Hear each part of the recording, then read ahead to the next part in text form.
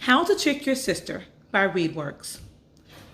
The plan was perfect. Rick had been working on it all week in math class, English class, and history class. He sat in the back of the room deep in thought. To the teacher, it looked like he was taking notes. In fact, he was taking notes, but not on algebra, To Kill a Mockingbird, or the Spanish-American War. Rick was a schemer, and now he had dreamed up the greatest scheme of his career. He was going to ruin his sister's birthday party. Rick didn't have anything against Emily. She was a nice enough sister.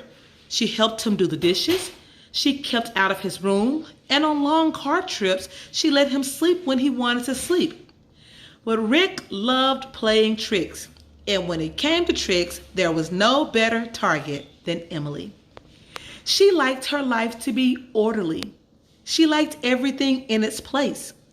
When she was taking notes in school, she used 9 different pens, all different colors, in an organizational scheme so complex it would take FBI scientists to decode it.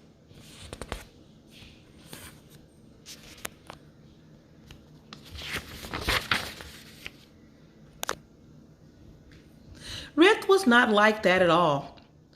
He was a messy kid. He liked his bedroom to be covered in dirty clothes and crumpled up paper. He liked his music loud and his fireworks louder, and surprises were his favorite thing in the world. The notebook he used in the back of math class didn't say math on it. It said, "Surprises, top secret, do not open." In it were the records of every trick he had ever played. There was a time he made his sister think all of her dolls had moved away. There was a time he'd hidden Dad's car keys and made him 2 hours late for work. And there was his last great accomplishment, the time he disconnected the oven and made Mom think that Thanksgiving dinner would never be finished. That last trick would be hard for most kids. But Rick, though he never did great in school, was smart with his hands. His father was a mechanic and had shown him all sorts of neat things he could do with machines. Rick could fix washing machines, dishwashers, showers, and garage door openers. He could also, when it suited him, disconnect them completely. "I am a mechanical wizard," he wrote in his notebook. "No, a genius. Better yet, an evil genius." This was going to be his greatest triumph.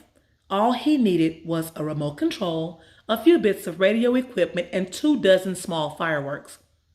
If there were a Nobel Prize for evil, he thought he would win it for sure. The night before her party, Emily couldn't sleep. It was always like that when she was excited. She kept playing the party over in her mind. All the girls from her class were coming, and everyone was going to have a wonderful time. With her mother's help, Emily had planned everything down to the last detail. She had filled a binder with plans for games they would play, stories she would tell, and outfits she might wear. She had settled on a pale green dress with matching sandals. It was a simple outfit, but that was perfect. She didn't want anyone to know how much she was looking forward to this. The girls at school were nice to Emily, but there were none who would call her their friend. She was a shy person. In class, she always knew the answer, but never raised her hand. When she was with the other girls, she was like that too. Even when she knew the right thing to say, her mouth would freeze. She couldn't say it. At night, she would torture herself with the knowledge that she was funny, charming, and smart. She just didn't know how to make that side of her come out. Perhaps it would happen at her party. Perhaps she would emerge from her shell like a very organized butterfly. Perhaps at school the next week, she would have friends. If the party didn't work, it certainly wouldn't be her fault. This would be the finest birthday party of the season.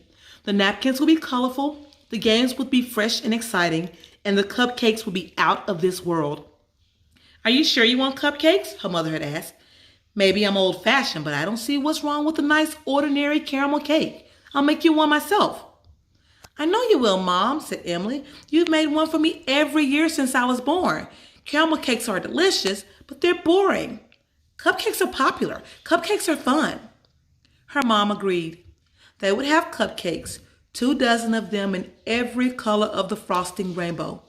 To keep Rick away from them, her mother had placed them under lock and key. She had arranged for his friend Andy to come over during the party. They would be in the basement playing video games the entire afternoon. Emily didn't think it was possible for Rick to ruin her party if he wasn't allowed out of the basement. She hadn't counted on a remote control. Rick was proud of his handiwork. Each firework was attached to a tiny remote detonator the size of a pea. He stashed them in the back of the pantry the morning of the party before his mother made him go into the basement to hang out with Andy. "You two just stay down here until all the girls have gone home," his mom said. "I don't want you doing anything that might upset your sister." "I promise I won't come through that door until the party is over," said Rick. His mom didn't understand why he was smiling. In the basement, Mom had laid out a platter of sandwiches, soda, and cookies for Rick and Andy, but Rick was too excited to eat. From upstairs, he heard the telltale signs of a girl's birthday party, screaming, squealing, and laughter loud enough to shatter a window. "Sounds like they're having a lot of fun up there," said Andy, who wished he could be a part of the party. "Not for long," said Rick. "Hand me that stepladder." He had promised his mother he wouldn't come through the door, and he was going to keep that promise. There was a small window on the far side of the basement, just big enough for him to crawl through. With Andy holding the ladder, Rick unlatched the window, squirmed through the frame, and crawled into the backyard. "Wait here," said Rick. "Don't close the window. I'll be back in 5 minutes. "Can I play FIFA?" asked Andy. "You can play whatever you want. Just don't close the window." He army crawled around the house to the door that led into the kitchen. Through the window, he saw his mother arranging the cupcakes on a tray. It was nearly time to strike. In Rick's family, the tradition was to sing happy birthday while the cake was still in the kitchen. Only when the song was over would Mom bring out the cupcakes, candlelit, and frosting shimmering. This was Rick's opportunity. Mom went into the dining room and the singing started. Moving quickly but silently, Rick opened the kitchen door and went to work nestling a tiny firework in the bottom of each cupcake. He resisted the urge to eat one of the little cakes. This was no time to goof around. By the time the song had finished, the cakes appeared undisturbed and Rick had disappeared. "All right, girls," said Mom. "Here we go. Cupcakes just like I promised." "I want the green one," said Rachel McCown. "I want the red one," said Angela Black. "I want the pink one and the yellow one and the blue one and the rainbow one," said Mary Kuchen, who really loved cupcakes. Hold on, said Mom. "There's plenty for everybody. The one with the rainbow is for Emily." "Thanks, Mom," said Emily as she placed the cupcakes on the plate. "These look awesome," said Angela. "Totally," said Rachel. "I want to eat them all," said Mary. "Can I eat all of them?" "This is perfect, Mom," said Emily. "Thanks so much." And it was perfect. Everyone from school was here, and they were all having a great time. Emily had been funny. She had been fun. "This is the best party any of my friends have ever thrown," Rachel had told her. No one at school had ever called her friend before. The party had gone wonderfully, and Rick couldn't spoil it now. "All right, girls," said Mom. "Dig in." And that was when the explosion started. 2 dozen little pops like hail falling on a tin roof went off one after the other. When the girls' ears stopped ringing, there was smoke in the air and icing covering every surface. Pink icing on the table, green icing on the ceiling, and rainbow icing all over Emily's green dress. After a moment, the silence was broken. Emily started to cry. As the tears began to slip from her eyes, she felt a firm grip on her elbow. "Don't," said Rachel. "Do not cry. We're going to get him. Say it with me. We are going to get him." "We are?" said Emily. "He's pretty handy, isn't he? Are you good with machines too?" "I guess so. My dad taught us all sorts of things." "Then we'll need a little motor and a lot of fishing line. What are we going to do with it?" "Tell me," said Rachel with the mischievous grin spreading across her face. What is your brother's favorite thing in the world? It was an hour before Mom let Rick out of the basement. She was furious, but she was so confused and upset that she didn't know how to punish him that. Go to your room, she said from the top of the basement stairs. Why? He asked. What happened? I was down here the whole time. Wasn't I, Andy? Andy didn't say anything.